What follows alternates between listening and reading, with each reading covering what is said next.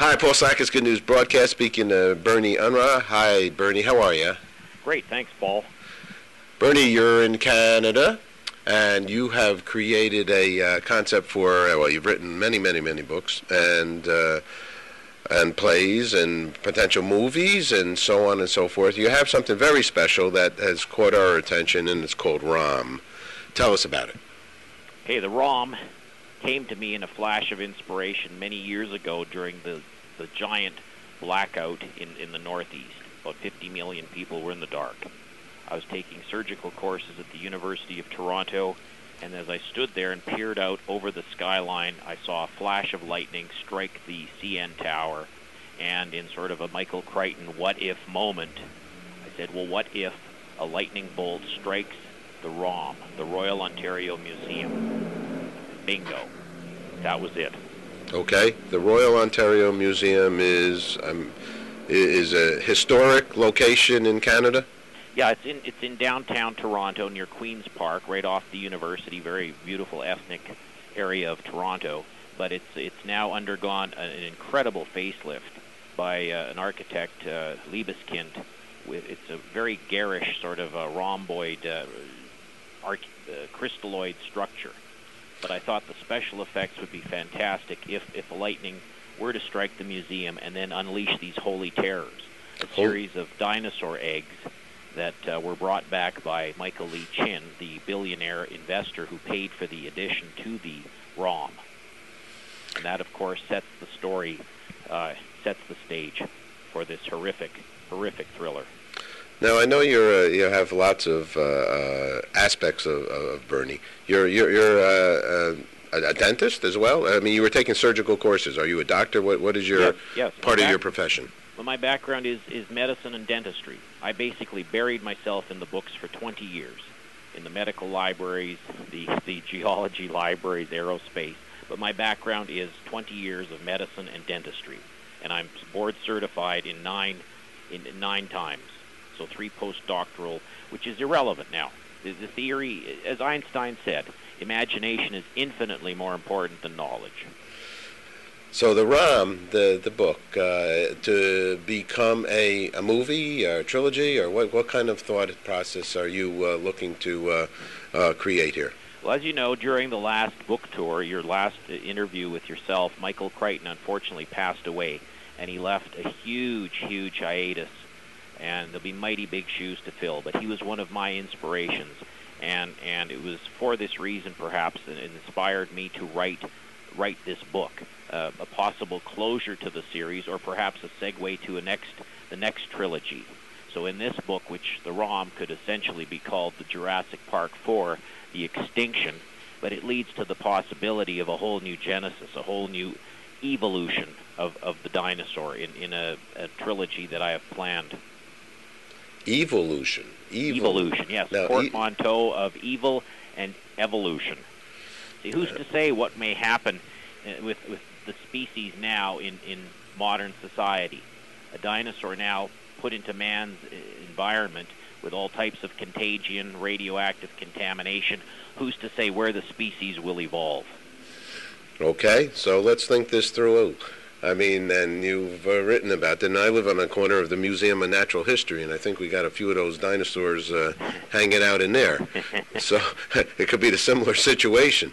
Yeah, this book could actually pick up, for example, where Godzilla left off, and all these dinosaur eggs were left in Madison Square Gardens. Well, now the dinosaurs could come to any city. They could be coming to the Natural Museum. They could be coming to New York. It all depends where the directors and producers want to shoot this film.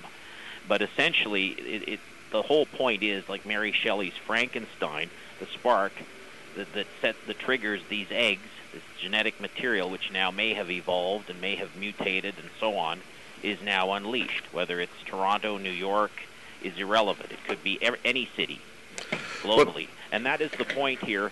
I have contacted every United States geological department, every professor of geology, paleontology, in the last month or two now, creating awareness of the book. I've contacted the New York Museum of Natural History, the one in Chicago, Berkeley, the Smithsonian Institute. So I've truly given them the heads up. various museums around the globe. And the general consensus is everyone wants to see another Jurassic Park. Movie. Yes. Okay. It's gaining phenomenal ground globally. I was quite shocked. Okay, so the question out there to the audience is, do you want to see another Jurassic Park concept for a program? I have to say, Bernie, what evolution? You know, there's a good news broadcast. We have good illusion. Well, I mean, in the strictest sense, I think we all evolve. I think all species evolve for the survival. And yes, it usually, I think the best and the fittest survive and evolve. So yes, in mankind too, I think the best qualities hopefully endure and survive. Well, and I hope in your movie that we all survive. I mean, we want that. That's good news. Well, that's the question I pose. A dinosaur, truly, in this day and age, is truly a fish out of water.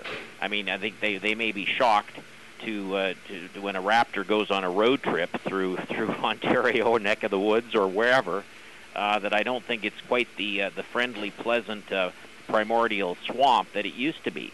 You know, this is a truly alien world to the dinosaurs, and that's really what I take you on, is this roller coaster ride. Which starts out as sort of fun and frolic for the dinosaurs, but they soon see that faced with modern weaponry and so on, that they don't stand a chance. So isn't somebody going to hug the dinosaur? Well, I truly hope that some of them can be tamed, domesticated, as I bring up in the books too. The idea of a dinosaur as a house pet, who knows?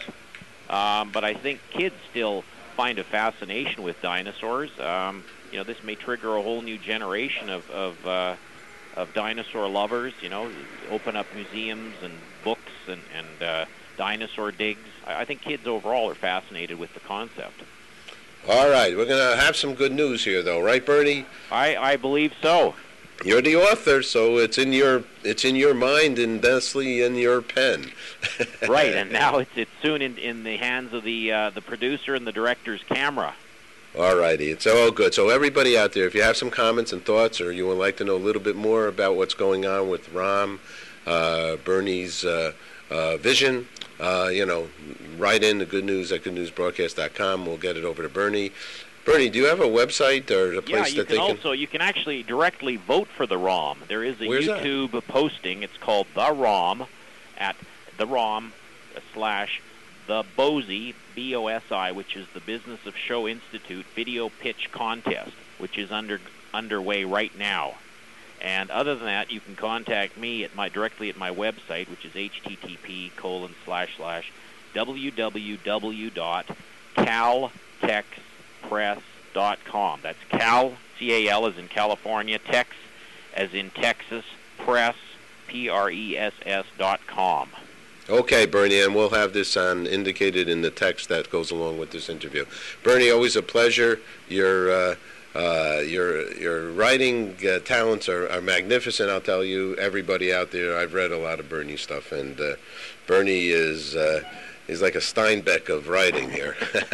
Congratulations, Bernie, and your descriptiveness. What a mind. So, thank you so much for sharing good news with us. Last question: what's good news for you? Well, the good news would be one day to walk up to a marquee at a theater and see the ROM and either purchase a ticket or run the marquee like the Majestic, and wish a million people a great performance. Millions of people around the globe, a great eye-opening story and movie. Beautiful. Okay, Bernie, thanks for sharing. Thanks, Paul. Take care. Bye-bye. Bye.